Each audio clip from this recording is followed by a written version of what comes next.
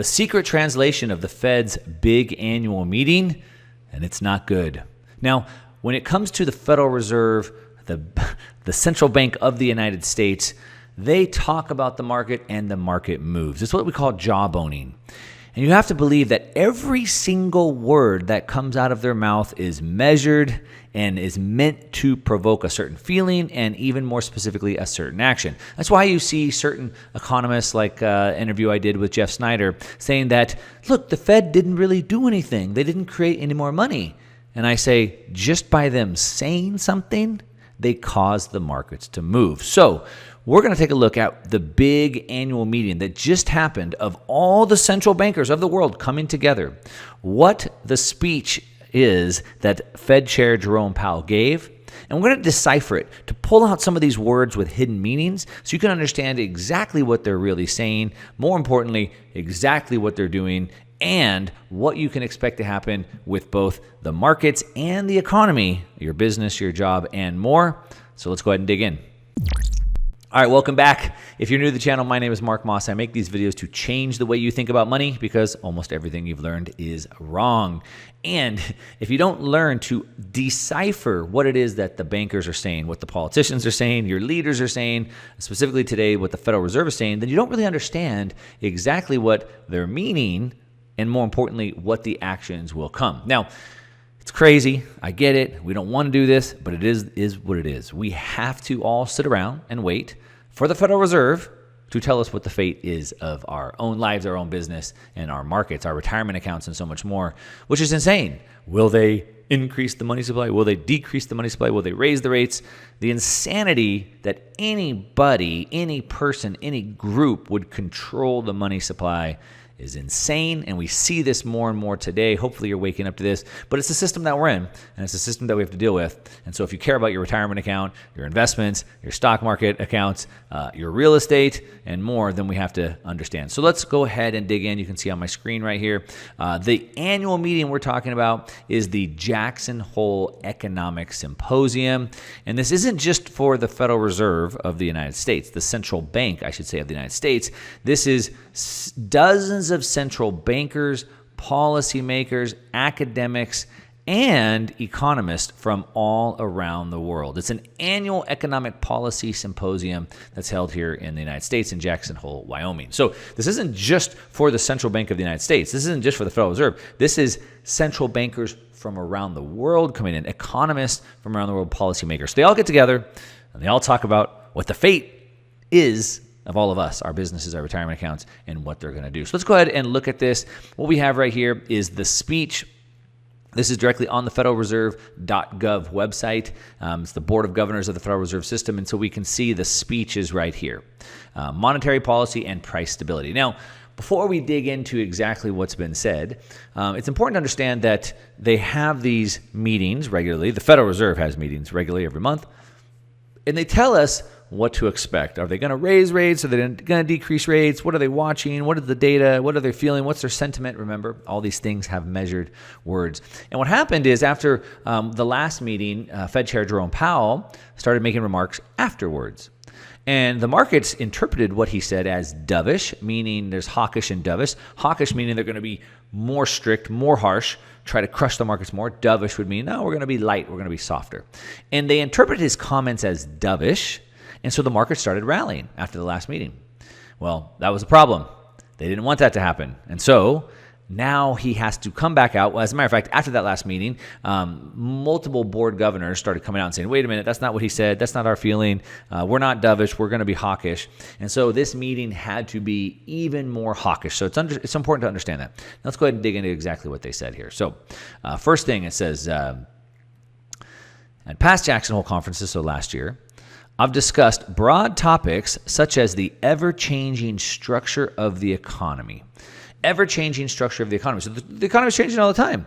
And the structure of the economy, the makeup of workers, the makeup of services versus good production, the makeup of jobs, like shipping good jobs overseas and ending up with just service jobs. So the structure of the economy is changing. And he says because it's always changing, there's challenges of conducting monetary policy with high uncertainty. Okay, so what does that mean?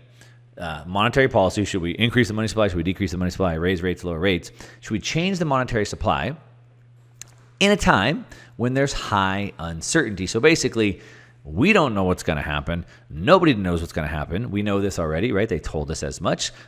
Inflation wasn't a problem. They couldn't get inflation. Then it wasn't a problem. Then it was transitory. Then they're going to get rid of it. And then, oh, shoot, it's a problem. So we already see that happen.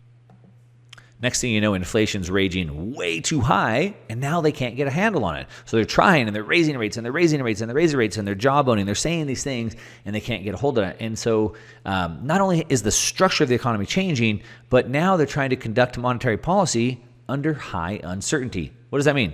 They don't know what they're doing. And then they've come out and said as much in earlier speeches that they've given where they said, look, we underestimated, we didn't take these things into account, and so forth. So the challenges they have, because the economy is changing and there's high uncertainty, we don't know what we're having. Okay, next he says here, the focus right now is to bring inflation back down to our 2% goal. So we're at 9.1%. Now last reading is down to 8.5%. It's a long way from 2%. And I want you to understand what's the probability of them getting back to 2%. So 2015, 2016, 2018, 2019, even 2020, the Federal Reserve said we can't get inflation. We can't get it. No matter how much money we print, we can't get inflation.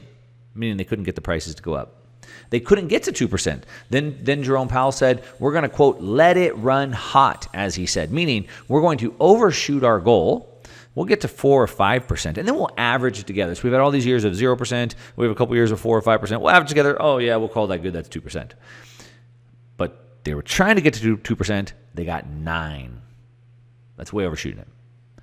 That's like a 4 times overshoot. Now, their goal is to get it back down to 2%. Do you think they'll be able to land exactly perfectly at 2%? Or do you think they'll overshoot it by just as much, 4 or 5 times? No, that's a question we'll have to get back to. But we can see that's their focus right now, getting inflation under control no matter what. And the no matter what is the part you need to be concerned with. All right, I'm going to break that down. Without price stability, meaning prices keep going up, up, up, up. Without prices being stable, without our 2% inflation goal, the economy does not work for anyone, he says. In particular, without price stability, we will not achieve a sustained period of strong labor markets. Okay, let's hone in on that piece because this is the nefarious piece that you need to know about. This affects you, all right? This is specifically to you. We will not, without price stability, we will not achieve a sustained period of strong labor markets. So the opposite, so we won't achieve that, so that means a weak labor market. What does that mean? That means you don't have a job, or you don't have a good job, or your job doesn't pay you much. A strong labor market means there's more people needing workers than there are workers available, which means you get higher wages, means you get a better choice of jobs because they really need you. A weak labor market means you can't get the job you want. You're taking any crappy job that you can get just so you can take it, and you're not getting paid much. So we will not achieve a sustained period of strong labor market without price stability. Now he says, while higher interest rates, slower growth, and a softer labor market conditions will bring down inflation. So remember, prices are going up. Now let me just break this down real quick. Super simple. Prices are affected by 2 things. That's it. 2 things. They make it super complex. It's not. Supply and demand.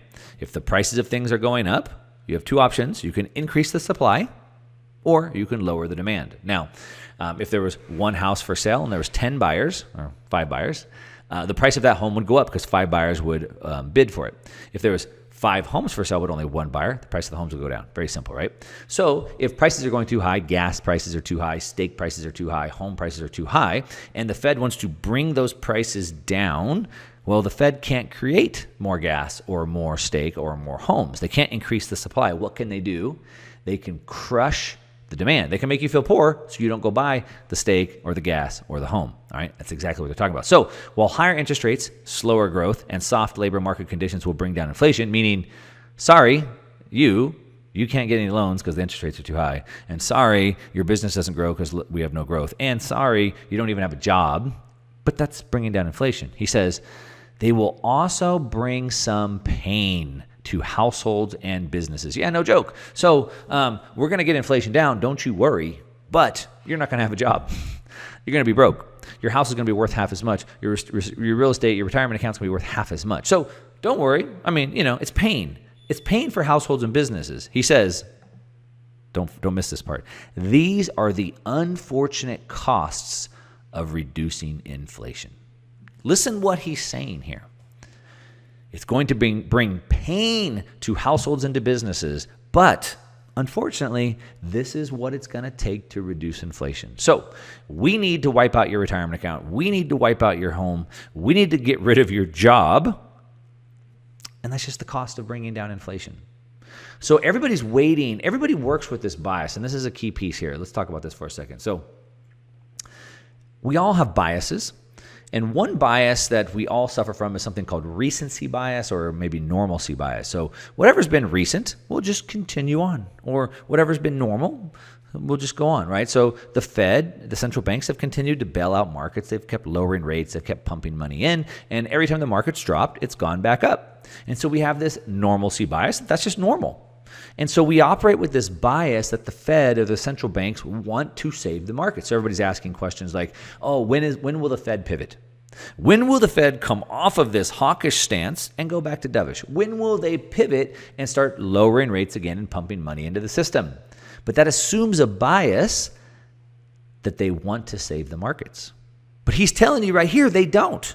He's telling you right here that in order to get inflation under control, you have to increase rates, you have to have low growth, you have to have a poor labor market, and it's going to be painful to households and businesses, but it's just unfortunate. It's the cost of reducing inflation.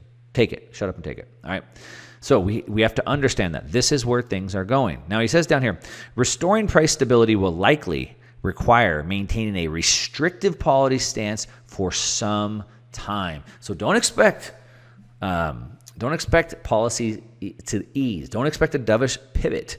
They have to do it for some time. How long? Well, it says that the median federal funds rate running slightly below 4% through the end of 2023. So the federal funds rate, so they're increasing the Fed funds rate. That's the cost of the money. They've been raising it from zero, and they want to get it up to about 4%, which is still almost double from where it's at today, almost double the pain, and then hold it there all the way through the end of 2023.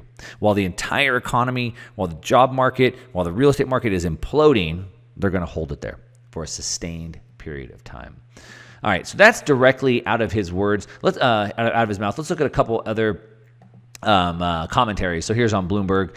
Powell abandons the soft landing goal as he seeks growth recession. So you hear this soft landing, which is this weird oxymoron kind of thing, and I believe it sets the wrong imagination in your mind. So it's like they have this airplane with all these really complex controls, and they can control the ailerons and the rudders, and they can get the nose up and the tail up like this fighter jet, right? The Fed doesn't have that. The Fed's flying a blimp, a hot air balloon. All they have is rates.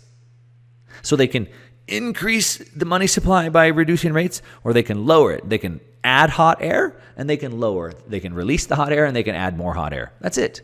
They're like a hot air balloon. They're not like this complex fighter jet where they can have this soft landing. They're like a hot air balloon that's at the whims of the wind. Hot air balloon can add air and go down. It goes up and down. That's it. But the winds carry it all around. That's more like it is. And they've been hoping to achieve this soft landing. But Powell says right here, no more. We're not going to do it. We won't be able to get a soft landing. Now, it gets even worse than this, and this is the key piece that you need to be watching out for. You can see on this video right here, it says, how ugly does the job market get? So this affects you. Whether you have a business, whether you have a job, this affects you. How ugly does the job market get? Well, it says right here, Fed Chair is aiming for something much more painful for the economy to put an end to the elevated inflation. So he's trying to inflict more pain to get the elevated inflation down. Something that he's calling a growth recession. I thought we changed the definition of a recession. We don't want a recession, right? No, now we want a growth recession. We don't want the economy to grow anymore. Well, they say that because we already had 2 quarters of negative GDP growth, and they want to have a growth recession. They're calling it a period of meager growth and rising unemployment. So the economy is not growing at all, so your business is going to suffer because there's no growth. And if you have a job, it's going to be rising unemployment, which is worse. It says the Fed's goal is to grind down inflation by slowing growth behind its or below its potential. And we can see down here, Elizabeth Warren, who's I'm no fan of, she said she's concerned that the Fed could tip the economy into a recession. So the economy is already crashing. Your real estate, their goal is to bring your real estate down, your retirement count down. Now they want to crush your job prospects. And here's why. Okay, this is the bad piece here. He said, in Jackson Hole's speech, he said the labor market was clearly out of balance, with the demand for workers substantially exceeding the supply. That's led to here's the key piece. This is why they hate you. That's led to a rapid wage rises that are incompatible with the Fed's 2% inflation. What does that mean? Your job is paying you too much money. Now, if you look at adjusted for inflation, median wages have gone down since 1970, when adjusted for inflation. Inflation, the prices of things are going up faster than the rising of wages. So no matter how hard you work, you're still falling behind because your wages don't go up as fast as the cost of goods. But that's a problem. He says that's led to rapid wages rising, and it's incompatible with the Fed's 2% inflation target. So your job paying you more money, or the new job that you want to go get that pays you more money, is a problem for them. It's incompatible with their goal. To achieve their goal, your wages need to go down. You need to lose your job and not get paid at all. Why? Well, it's simple. The prices of things are going up. If I have to pay my workers more money, I have to raise my prices to offset what I have to pay them. When I raise my prices to cover for that, the prices of goods go up. So if I lay off my workers and I pay my workers less, then maybe I can lower my prices, and that brings it down. So they hate you. Your interests are opposite of the Federal Reserve's interest. It says right here, your wages going up is incompatible with their target. Moreover, there will very likely be some softening of labor market conditions, a euphemism for high unemployment. All right. It's all coming down, it's all falling apart, and it's all by design. All right. Now, this is doom and gloom. I get it. I know you guys hate it when I talk about doom and gloom all the time, but this is the reality. Now, I like to say, the ostrich can bury its head in the sand, but it doesn't keep it from being eaten. All right. You can ignore this, but it's not going to help you. So I'm sorry, it's doom and gloom. What are we going to do about it? Well, first off, you have to understand that it's going to happen, right? This is happening by design, and you need to prepare, right? Prepare. Increase your cash flow as much as you can. Start saving as much money as you can. Probably pull your money out of assets that are susceptible to them crushing them. That's their goal. Cut back on your spending and save, which is exactly what they want, right? They want to cause a recession so we stop spending. That's what they want, and that's what we should do, because this is probably going to get worse than they hope, right? Just like they were trying to get to 2%, they overshot to 9%. Now they're going to try and get it down to 2%, and they're probably going to overshoot that as well. And so you need to know about it. You see the storm coming. There's a hurricane coming. What do? You board up your windows. You maybe leave town, all right? That's what we need to do. Sorry. It is what it is. That's the secret meeting behind what the Fed really said this week. And not just the Federal Reserve of the United States. This is the central bankers around the world. Let me know what you think, though. Of course, leave me a comment. As always, I would like to hear what you think. Are you going to batten down the hatches, or do you think the Fed's bluffing and they are going to pivot and they want to save the economy? Let me know. Batten down the hatches or Fed pivot coming. One or the other. Of course, as always, give me a thumbs up on this video if you like it. If you don't, that's okay. Give me a thumbs down. I know it's bad news. But at least tell me why in the comments, and while you're at it, hit that subscribe button and the bell notification. And before you leave, I got another video right here saying why I believe asking if inflation has peaked is the wrong question. And I make the case why, and I break it all down with charts and graphs and numbers. Watch this other video. That's what I got for you today. To your success. I'm out.